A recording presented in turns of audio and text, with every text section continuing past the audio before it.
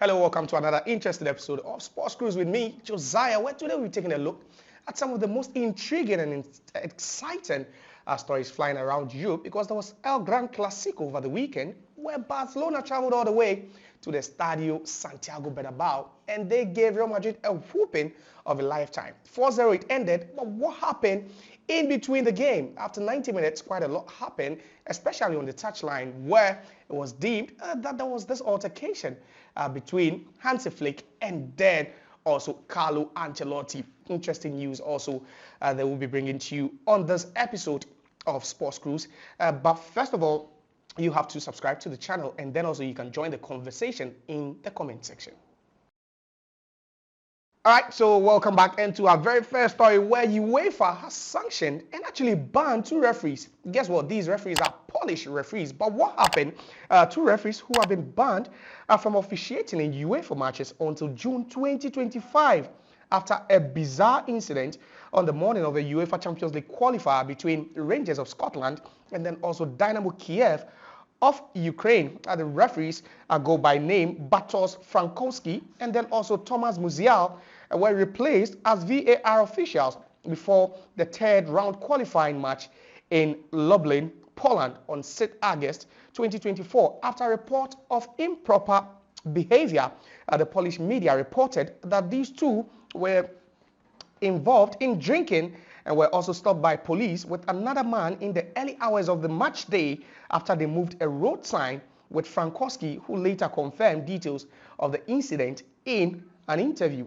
UEFA's Control, Ethics and Disciplinary Body said on Friday the Polish duo were banned for violating basic rules of decent conduct and for bringing the sport and UEFA into disrepute. That's quite some shocking news. Referees who were meant to officiate in a game found themselves drinking and, behaving in an improper manner. All right, to our very next story, where in the El Gran Clasico, where Barcelona were 4-0 victors, there was quite a lot of, tense moment in the El Gran Clasico. But what happened after Rafinha scored a fourth goal for Barcelona, after Barcelona secured that victory over Real Madrid at the Santiago Bernabeu in a match that saw Real Madrid struggle a lot with offside traps set by Barcelona, leading to a dominating win for the Catalans. The tension extended to the benches as well, where Carlo Ancelotti expressed his frustration at Barcelona's celebration after their final goal, which was scored by Rafinha, particularly regarding Marcos Song, that's Hansi Flick's assistant, for crossing the line into Real Madrid's technical area. Ancelotti, who was displeased with that behavior, conveyed his displeasure to Flick, who acknowledged the situation but offered a more casual take, stating that such celebrations are normal after conceding a goal. The differing accounts exemplify the classic rivalry and also intensity of the El Gran Clasico after Real Madrid were just battered on the day, and it was all joy for Barcelona. But you think it was just the right way for Marcus Song to celebrate the goal, or you think he just crossed the line and at least he should have been a gentleman despite the fact that his team was winning? So CAF has declared that Libya has been fined $50,000 and also have forfeited their game, that's AFCON 2025 qualifier against Nigeria, the game that was bound to happen in Tripoli a couple of weeks ago after Libya forfeited that game. In a statement, CAF says that it has awarded Nigeria 3 points and also 3 goals, which means that the victory has been awarded to the Nigerians. But CAF further instructed Libya to pay $50,000, which must be paid within 60 days of notice. Per the ruling, means that the Super Eagles of Nigeria now extend their lead atop of Group D to 10 points after just 4 games, which could see them qualify for the 2025 AFCON bound in Morocco. All right, so to our next interesting news, where it was in that game involving Arsenal and then also Shakhtar Donetsk at the Emirates in the UEFA Champions League match day 3 encounter, where Arsenal youngster who goes by the name Miles Lewis-Skelly was making the headlines after the game ended in favor of Arsenal. They won that game by 1-0. But what happened? Because Miles Lewis-Skelly was asked to take off his earring by the fourth official before being subbed on against Shakhtar Donetsk. And the lad got angry and was fuming by that directive from the fourth official. And guess what happened? Arsenal were forced to play with 10 men for a couple of minutes while the substitution delayed to make time for him to take his earrings off. So guess what?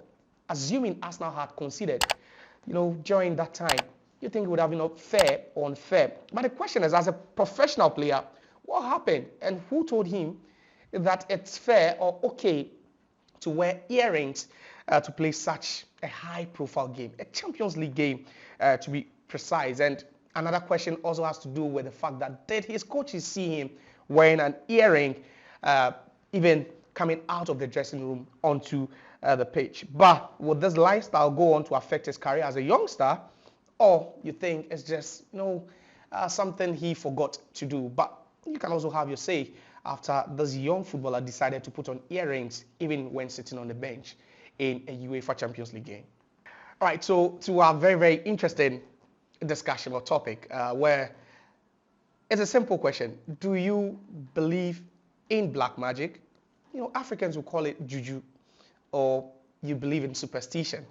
Of course, it's been flying around. Most even professional players talk about the fact that they have pre-game rituals before they play in some big games. LeBron James of the LA Lakers has his own ritual. Kyrie Irving, Kevin Durant, James Harden, Cristiano Ronaldo, Lionel Messi, Ronaldinho, Samuel Eto'o.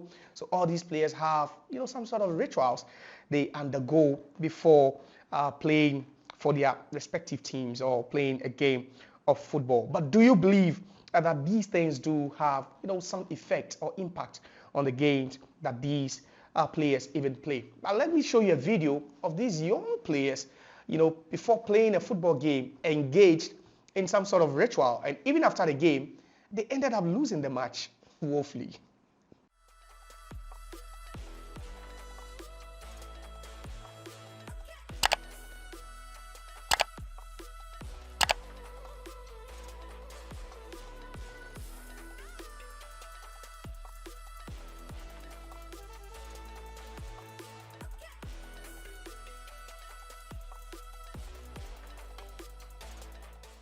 So that's the video I had to show you, and it's quite interesting what your take could be on this. If you believe it's justifiable for players to undergo such rituals.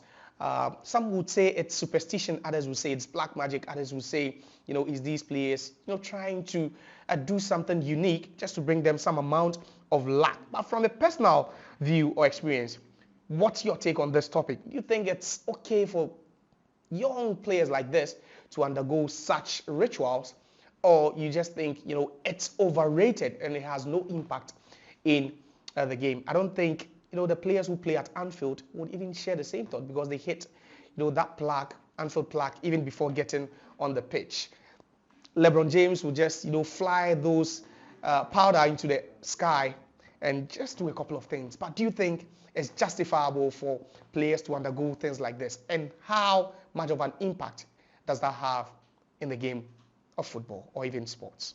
So let's have your say in the comment section, and then also don't forget to subscribe to the Our Media Sports channel on YouTube, where we bring you all the exciting news and also the nitty-gritties and the most interesting topics flying around the world of sports. My name is Josiah, and we'll be back again at the same time in the next episode with more intriguing and exciting news. Bye.